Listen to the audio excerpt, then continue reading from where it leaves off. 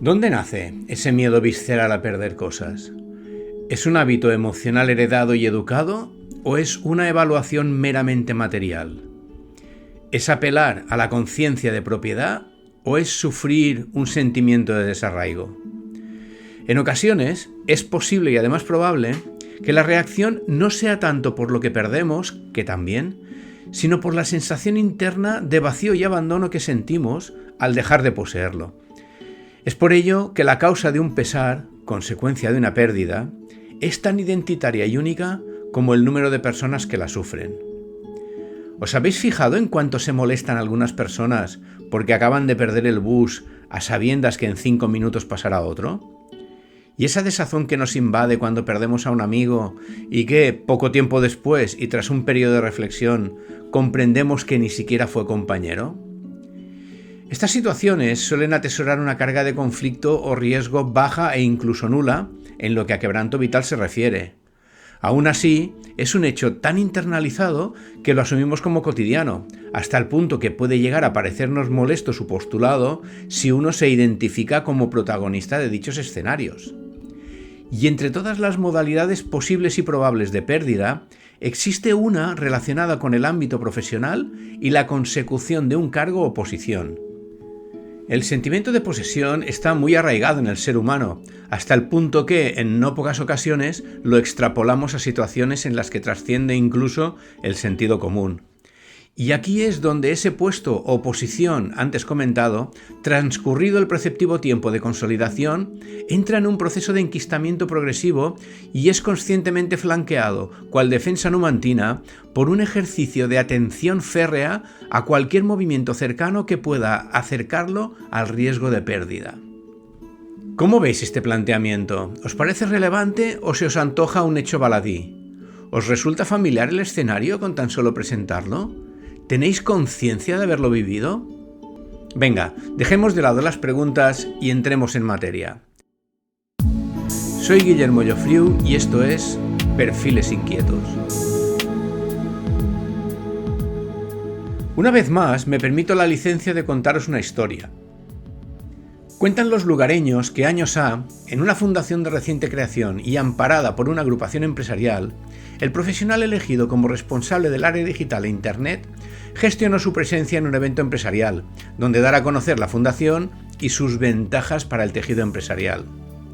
Acudieron al evento el citado profesional y el presidente de la fundación, un personaje, este último, con nulos conocimientos de gestión y curiosamente enemigo de la tecnología y el mundo digital. Hecho llamativo teniendo en cuenta que la fundación sostenía gran parte de su gestión y visibilidad en Internet y el entorno digital. Cabe decir, para ajustar el contexto, que dicho personaje mantenía una amistad de décadas con los responsables de la agrupación empresarial, promotora de la fundación, lo que confirmó pasado el tiempo que el nombramiento presidencial no atendió en ningún momento a las capacidades y competencias del elegido. En el desarrollo del evento, una de las acciones programadas fue entrevistar en radio al profesional con objeto de explicar el nuevo modelo de visibilización de una fundación a través del ecosistema digital que moldea Internet, un tema de reconocido valor y alto impacto en ese momento del tiempo. Al finalizar la entrevista y estar charlando el responsable del programa con el entrevistado, un rumor llamó la atención de ambos que hizo que cambiaran su foco, percibiendo, no sin asombro, cómo el presidente de la fundación se acercaba airado a distancia de grito, llamando la atención de los demás contertulios y de muchos de los asistentes a la charla previa. Como la experiencia nos muestra, en situaciones donde la inconsciencia y la ignorancia campan a sus anchas, ningún grado argumental es capaz de convencer a una persona cuyas carencias le convierten en un ilusionista de la superioridad moral.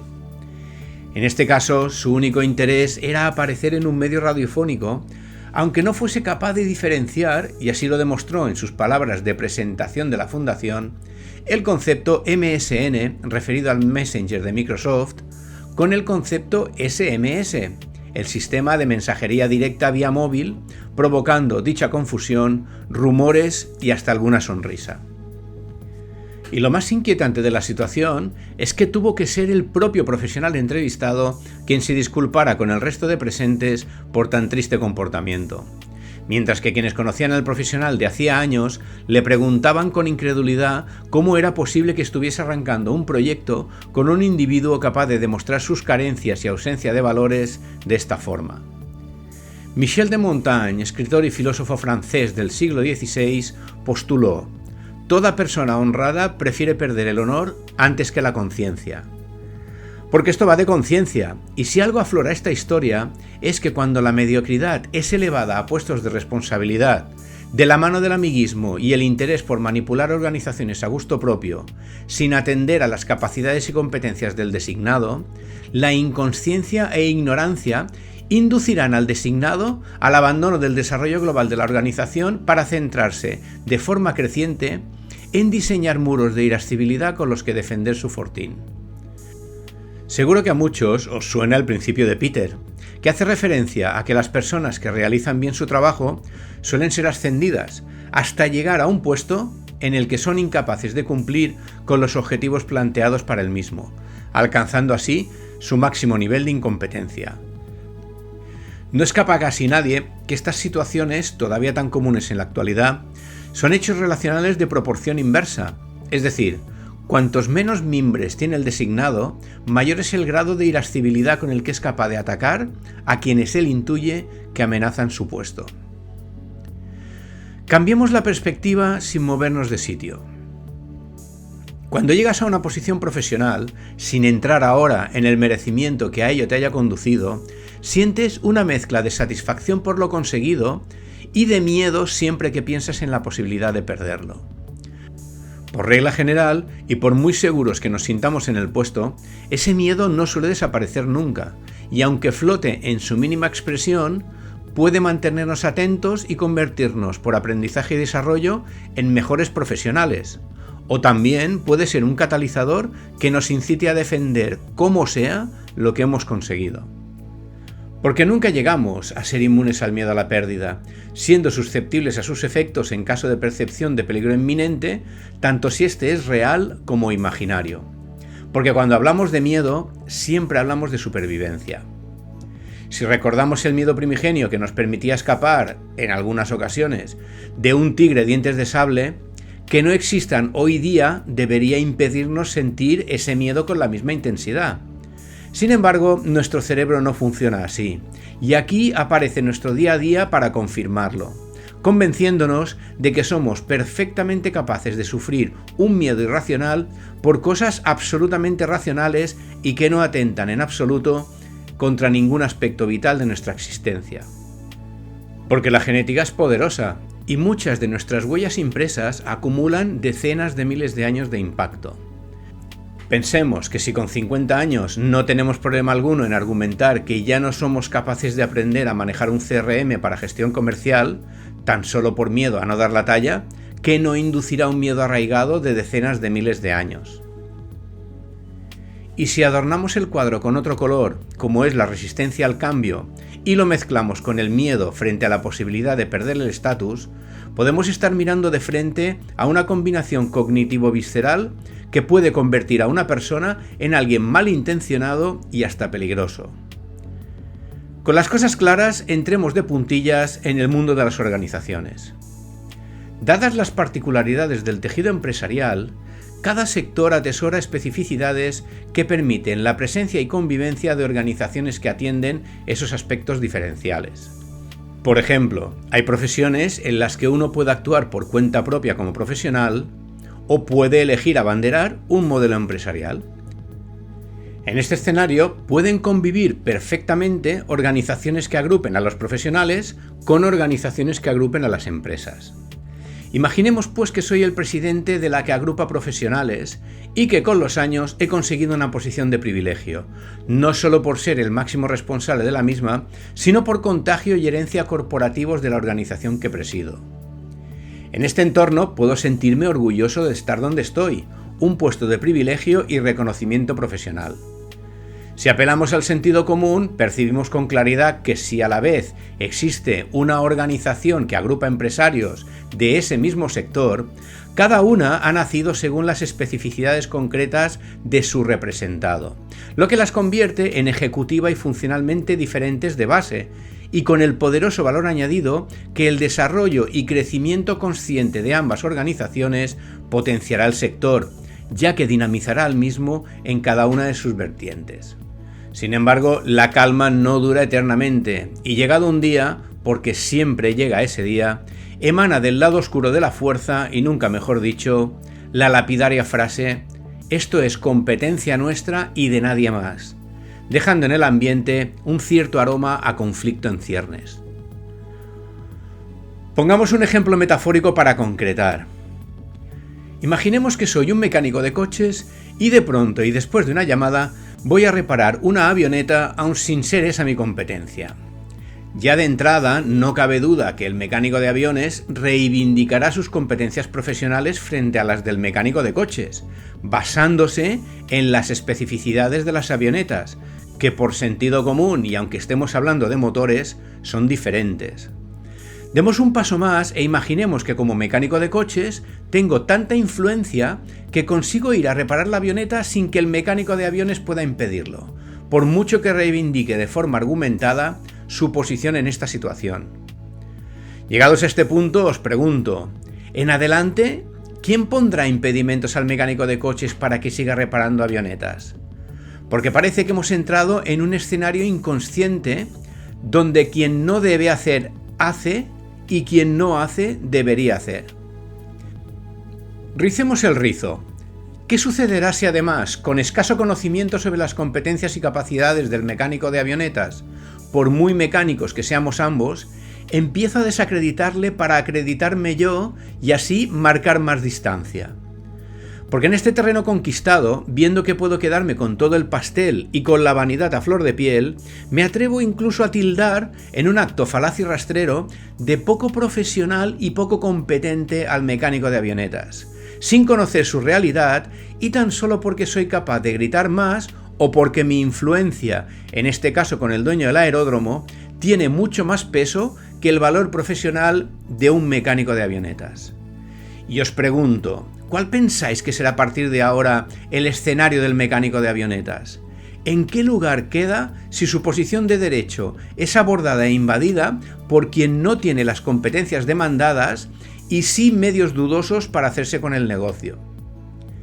Lo dejo a vuestra reflexión y os agradezco de antemano que me aportéis vuestro punto de vista en los comentarios, ya que son de gran valor como fuente de contraste y generación de criterio.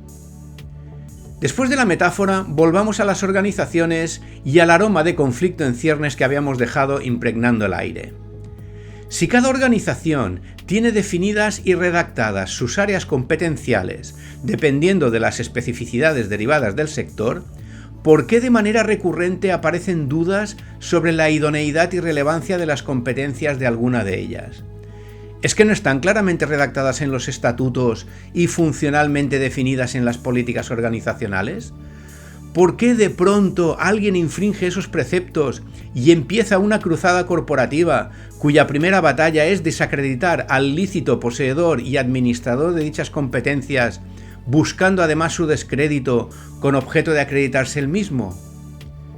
En estas batallas, los teóricamente valerosos invasores de competencias, temerosos por su pérdida de posición o estatus y apelando más a la manipulación que al sentido y a la falacia que al argumento, suelen abanderar campañas de propaganda diseñadas específicamente para el descrédito de terceros, aferrándose a la repetición masiva de frases mántricas sin sustrato y al ruido que ello genera. Nos gusta mucho bromear con la idea de que si repites 1000 veces una mentira, acaba siendo una verdad, sin recordar que el creador de este estropicio cognitivo fue Joseph Goebbels, el ministro de propaganda de Adolf Hitler, hecho que no habla nada bien de una estrategia informativa donde las noticias alejadas de la verdad y repetidas hasta la saciedad de forma premeditada intentan convencer a un público con poca información, sin importarles ser herederos funcionales de una época escalofriante. Poca duda hay, y a los medios de comunicación y redes sociales me remito, que estamos viviendo la era de ebullición de los tres azotes de la comunicación: la desinformación, las noticias no contrastadas y las puramente falsas, siendo un excelente caldo de cultivo para que los amantes de la falta de escrúpulos utilicen dicho arsenal para desacreditar, desprestigiar e incluso insultar a quienes piensan que con sus acciones, por muy lícitas que sean y argumentadas que estén, pueden poner en riesgo su estatus actual. Y sí, esto ocurre actualmente y mucho más de lo que muchos piensan, y de lo que casi todos desearíamos. Y ello me lleva a sembrar 5 reflexiones.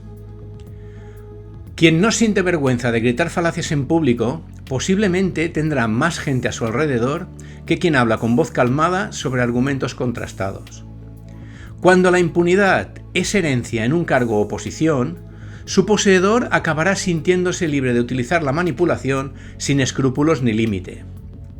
Cuando un medio de comunicación es afín a una organización por interés propio, permitirá al designado publicar improperios y falacias, consiguiendo mayor repercusión y llegada que quien comunica de forma orgánica sobre un argumentario macerado de conocimiento e información contrastada. Quien es capaz de manipular a quienes toman decisiones ejecutivas de alto nivel, será capaz de cerrar puertas y vallar campos a quienes ofrecen, desde su posición de derecho y reconocimiento por representación, sus propuestas paralelas ante esos mismos entes ejecutivos.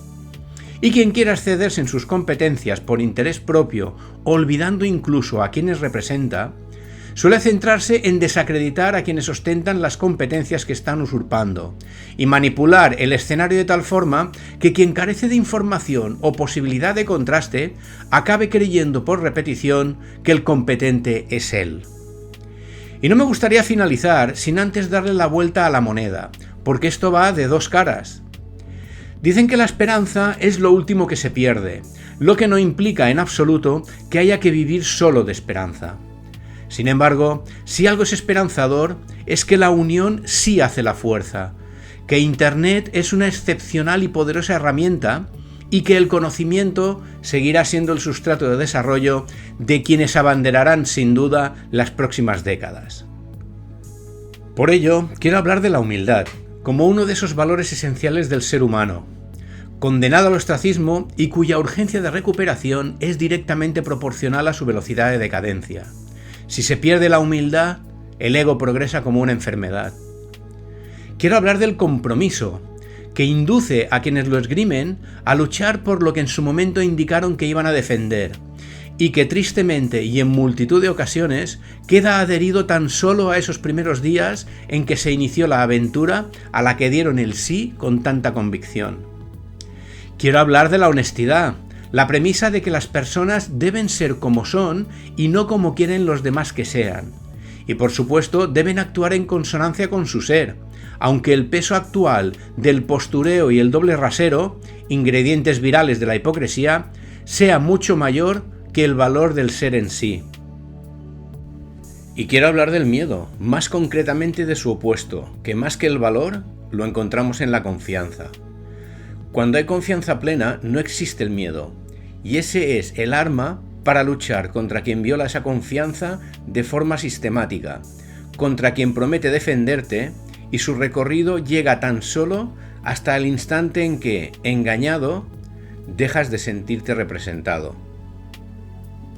Es fácil demostrar que los caminos alternativos a los valores y principios humanos nos conducen a sucumbir a la perversión del miedo a la pérdida y pueden convertirnos en guerreros salvajes a la hora de defender un puesto de trabajo o un estatus que, en una pléyade de ejemplos como los aquí tratados, jamás deberíamos haber ostentado. Justin Kruger y David Dunning, de la Universidad de Cornell, a partir de una serie de experimentos realizados a finales de la década de los 90 del siglo pasado y publicados en la revista Journal of Social Psychology, descubrieron un sesgo cognitivo al que se acabó denominando efecto Dunning-Kruger, según el cual los individuos con escasa habilidad o conocimientos sufren de un efecto de superioridad ilusorio, considerándose más preparados de lo que en realidad están, midiendo incorrectamente su habilidad por encima de lo real. Apuntando finalmente ambos el más ignorante es el que más listo se cree. No sé vosotros, a mí me da la impresión que cuanto más avanzan los tiempos, parece importar menos el conocimiento y las capacidades y parece ganar más terreno la ideología y la manipulación, lo que puede abrir las puertas a que cada vez más personas menos preparadas tengan facilidad para acceder a puestos de importancia con solo ser amigos de alguien.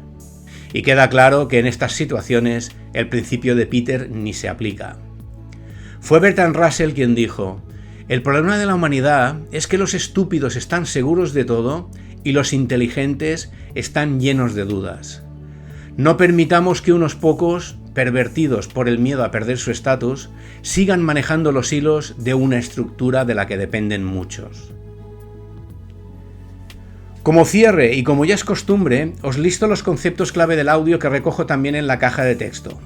Los conceptos de hoy que podemos convertir en hashtag son estatus, miedo, pérdida, humildad, legitimidad, conocimiento y confianza. Si veis que me dejo alguno y pensáis que encaja en este proceso reflexivo, al que agradezco de nuevo que me hayáis acompañado, compartidlo por favor en los comentarios y estaré encantado de contrastarlo con vosotros, para así seguir aprendiendo juntos. Para saber más de mí solo tenéis que visitar mi web, guillermollofriu.com, y desde allí tendréis a mano mis redes sociales. Con la ilusión de haber despertado inquietud e interés con mis palabras y que el momento haya sido de vuestro agrado, os emplazo al próximo audio y os agradezco el formar parte de esta comunidad de perfiles inquietos. Hasta muy pronto. Cuidaos y cuidad de los demás.